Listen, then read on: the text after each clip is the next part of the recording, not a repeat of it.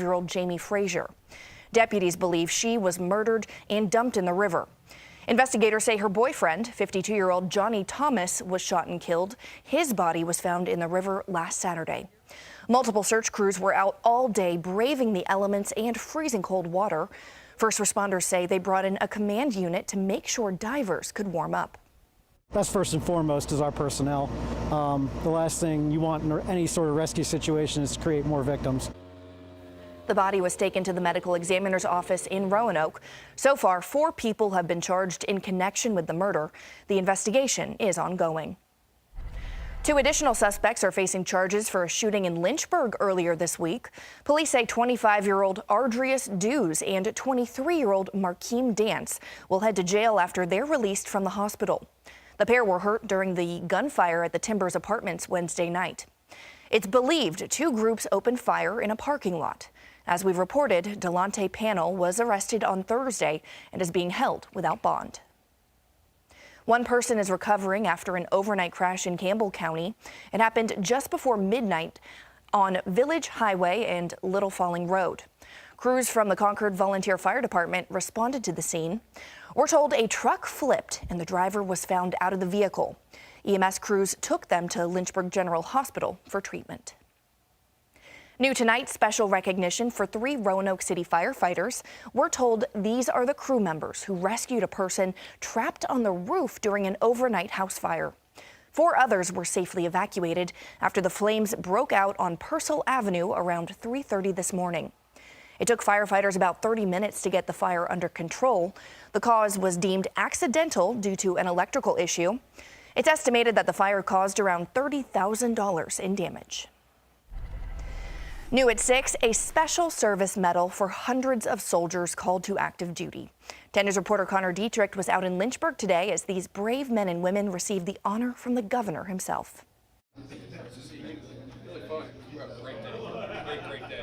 Virginia Governor Glenn Youngkin got his chance to say thank you to the brave men and women of Task Force Red Dragon. Thank you for all that you do on behalf of the Commonwealth of Virginia to have our very best, our very brightest stand for all the things that we hold dear, liberty and freedom. Over 800 Virginia National Guard soldiers were awarded the Virginia Governor's National Service Medal, including 270 of them in Lynchburg. For 9 months, these men and women carried out security missions in the Horn of Africa. Today, they are back together once again. To see the soldiers back here, to recognize the outstanding contributions. It's hard to put your life on hold for 9 months, but our soldiers did that in support of the country, and they continue to do it time and time again. While being away from home was hard, these soldiers created a new kind of family. We'd fight and we'd argue like brothers and sisters, but I would also give my life for them at any point. Whenever they needed something, I would give it. Their mission in Africa is now over, but every person wearing a medal today will always be prepared to answer their next mission call. When our country called, you answered. You answered that call to defend our freedoms. You answered the call to serve the greater good. You answered the call to be part of something much bigger than yourself. In Lynchburg, Connor Dietrich, 10 News, working for you. Let's turn now to the forecast where we are tracking a cold rain ahead and even some wintry mix. So Marshall Downing is here to tell us what folks can expect. Yeah, right now it's not terrible outside for it being this late in January. It felt okay, but wintry mix, rain coming for Sunday and into the start of next week. Right now, our temperatures are okay. Again, it's late January, so we're kind of grading on a curve here, but Wytheville at 38, Covington 32, Danville 37. Feeling particularly cold in Lewisburg and Hot Springs. We definitely don't have the wind today that we did have over the past couple of days, so wind chills aren't nearly as cold as they were. In Lewisburg and Hot Springs, the fact that it's feeling like 28 while actually being 28 is a pretty good sign. The rain is staying pretty far towards our south and west right now. So there's some storms moving through Mississippi and into Alabama. And in Kansas City, where the game's going, we're looking at some rain and snow coming through the area, not seeming to impact it too much for right now. The rain is going to head our direction later on in the evening, and that's going to end up stacking up a little bit overnight, but it really takes until sunrise tomorrow for us to start getting our rain. Once that keeps on coming, it's going to keep going through Sunday and into Monday night, even a little or Sunday night rather, into Monday morning. We've still got some showers and extra rain left over next week. Stick around. I'll share what that rain is shaping up to look like a little bit later in the hour. Back to you, Lindsay. Thank you, Marshall. The Women's March is set for tomorrow to mark what would have been the 50th anniversary of the landmark abortion rights ruling Roe v. Wade. But the Supreme Court reversed the decision last June. Still, as Bree Jackson explains, the abortion battle continues. Welcome to the 50th March for Life. Thank you for coming. Abortion opponents rallying in Washington, D.C. for the annual March for Life. Gatherers say this year they are celebrating life and a major Supreme Court victory. It's the first event since the High Court's conservative majority struck down Roe v. Wade. It's so wonderful to see so many young people out here, passionate, excited to march, and really bring back this energy to their states. Even though the constitutional right to abortion ended, organizers tell me their fight continues. Our goal is to work for the day when abortion is unthinkable. Since the June ruling, 12 states are now enforcing near total bans on abortion, with a dozen more likely to pass similar laws. Others are pushing to protect abortion rights. Our job is to continue to draw the contrast, to essentially demonstrate what happens when you lose a federal protection? What happens when one state literally can hold you hostage? The Biden administration is also taking steps to expand access to reproductive health care nationwide, including the U.S. Food and Drug Administration allowing retail pharmacies to offer the abortion pill for the first time. Still, the White House says there's only so much it can do and is urging Congress to pass national legislation. We need to codify Roe. Sunday marks what would have been the 50th anniversary of the landmark decision, a decades-long battle still dividing Americans, but both sides now have a new strategy. We should be pushing forward, making sure that people understand that the power continues to be in their hands to bring back these rights. The laws definitely matter, but what's even more important is changing hearts and minds. And clearly, in a post-Roe world, there's a lot of confusion. Passing any federal legislation aimed at restricting or expanding abortion rights faces an uphill battle in a divided Congress. In Washington, Bree Jackson for NBC News. For the first time ever, Liberty University students led the National March for Life. They left the Lynchburg campus early yesterday for a trip to D.C., where they carried the banner for the pro-life event. Over 500 students participated. Still ahead, Envision Your Vision, the local event that's helping young people while also tackling a bigger problem. Plus, helping couples plan for their big day, what you'll find at Southwest Virginia's largest bridal expo.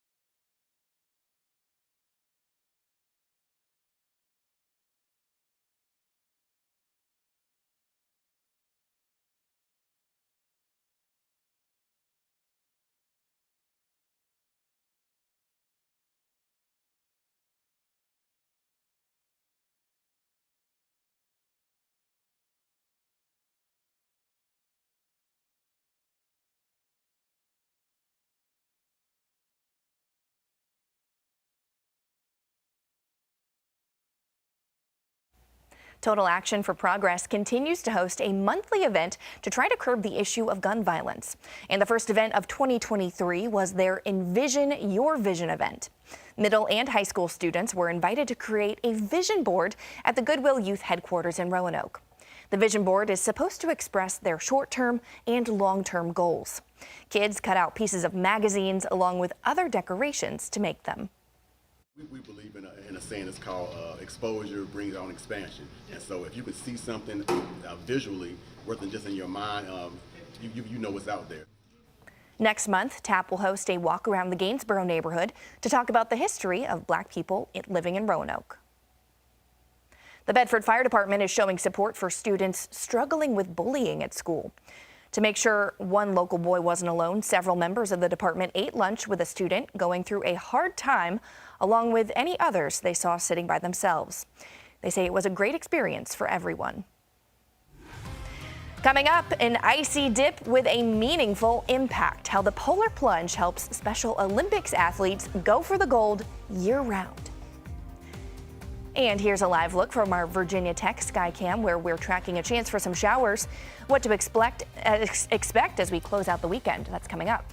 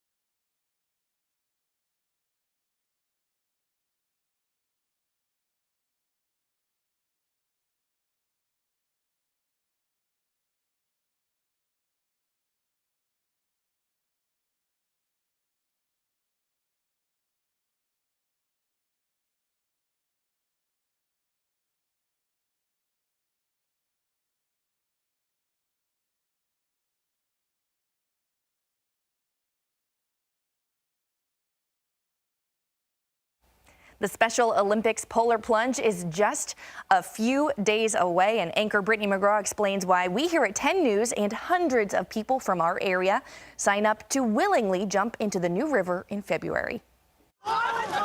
Check out some of the sights, sounds, and shivers of the annual Special Olympics polar plunge. We get excited. That's when we get our inflatable penguins out. Which is always a highlight for Nancy Morehouse, Southwest Region Director for Special Olympics Virginia. We encourage everybody to get their family members or their classmates or their teammates and plunge as a team. That makes it more fun. The 10 News team is proud to take part in the plunge for a fourth straight year. It's our area's largest fundraiser for Special Olympics and ensures children and adults with intellectual disabilities have opportunities both on and off the playing field. It's really about building community and making our local schools, local workplaces a more inclusive place for people with disabilities. This year's theme, Go for the Cold, aims to inspire plungers to go for the gold when it comes to fundraising, with a goal of $72,000. It supports all of our programs from the very local grassroots level. So we have over 14 sports and many tournaments and competitions that our athletes participate in. As the plunge returns to the New River in Radford, Special Olympics says if you get cold feet, this is one of the few times that's probably a good thing. Brittany McGraw, 10 News, working for you. The 2023 Polar Plunge will take place Saturday, February 25th at Bissett Park in Radford. To sign up or make a donation, just head to our website, WSLS.com. The 10 News Weather Authority, always watching and tracking for you from the JES Weather Center. Good evening, everyone. Right now, our temperatures aren't doing too bad for it being this point in January, but that doesn't mean it's great outside. We're going to be around 40 degrees by 7 p.m. and then slide down to the mid-30s by 10 p.m. Not a big change. We do have clouds that are increasing through the evening, and that will help us hold on to some heat overnight going into tomorrow. If it weren't for those clouds, then we would end up with probably even more wintry mix or snow than what we're actually going to see. But those clouds, in turn, prevent us from warming up a ton, so that's part of why the wintry mix chance lasts as long into the day as it does. Right now, those clouds are starting to spread from the south further towards the north. Remember, a lot of that rain is through Mississippi to Georgia, so that's where it's got to head our direction from. It's going to keep on pushing further and further towards the north, but not really reach us for a few hours yet. So if you are outside this evening, you probably don't need a rain jacket, boots, umbrella, any of that. You'll definitely want a jacket to keep the cold out, but you have some time before this system actually makes it to us. Another note with this, even though there are yellows and oranges showing up as it moves through Mississippi, I think it's going to be more on the calm side once it reaches us. So a lot of those rain totals are looking a lot lighter than what they'll get further towards the south. Through this evening, clouds build up so that by 1 a.m. in particular, we're overcast. By 5 a.m., not too much in terms of showers, but a whole lot of cloud cover. Now by 8, we start to see rain crossing the North Carolina border. Pieces of wintry mix at that point. It really depends where the moisture comes as to where we're actually going to see any of that building up. NRV and Highlands are the spots with the best chance of wintry mix because they've got the coldest temperatures, but a lot of the rain is going to be focused further towards south side, so it's hard for that to actually happen. Now, after noon, a lot of our temperatures have warmed up at least a little bit to the point where wintry mix, freezing rain, sleet isn't as much of a concern. We're looking at more just consistent rain through the afternoon. Even by 7 p.m., that's still the case. Now, that rain keeps on pushing further towards the east. We do dry out for a little bit, about 3 in the morning. By 5 a.m., there are pieces of snow showers in Pocahontas and Greenbrier County. And then other than that, just a little bit coming into the very western edges of the NRV are where we've got snow through early on Monday. And even a lot of that is done by noon with only a few snowflakes left over between then and 7 p.m. Rain totals are going to be at their highest in Southside, where we've got the rain mostly just the longest amount of time. A lot of us stay under a 1/4 of an inch, but Danville, South Boston get up towards a 1/2 inch of rain. Now tonight we do stay pretty dry. It takes until after the sun rises tomorrow at about 7:30 for that rain to really start going. Blacksburg 27, Lexington 33, and Alta Vista at 33 degrees for tonight. And then on Sunday, temperatures can't really warm up too much. It's not so much that we're bringing in cold air, but just the clouds prevent the sun from getting to us. So Pulaski's at 41, Lexington at 41, and Alta Vista at 39. On Monday, we've got warmer temperatures like Roanoke at 46, Lexington 46, and Danville at 48. On the extended forecast, temperatures are going to rise up into the low 50s by Tuesday, so there is some improvement there. Wednesday, we've got some rain that's going to hang for a good portion of the day, with slightly cooler temperatures after that. Thursday and Friday aren't too much of a change, but Saturday is down toward 40. It's a lot closer to average next week than we had been for a lot of January. Yeah, the past few days have just been so cold and windy. It's been tough. I felt like I was going to blow away. Yeah, thankfully we had some pretty nice temperatures earlier on, but we're definitely getting more into wintry feeling now that we're actually a month into winter. So at least we haven't had to deal with it the whole time. Right, exactly. Well, thank you, Marshall. So the Greater Virginia Bridal Show returns to Roanoke tomorrow. The event runs from 1 to 5 at the Berglund Center and has everything needed to plan a wedding day. There will be food samples, photographers, DJs, hair and makeup professionals, skincare booths, and more. wedding cakes, desserts, bridal stores, menswear. We don't leave the men out. Of course, lots of wedding venues and reception locations there. So it's just a wide variety of services. Monty Durham from Say Yes to the Dress is emceeing the show. There will also be thousands of dollars of giveaways.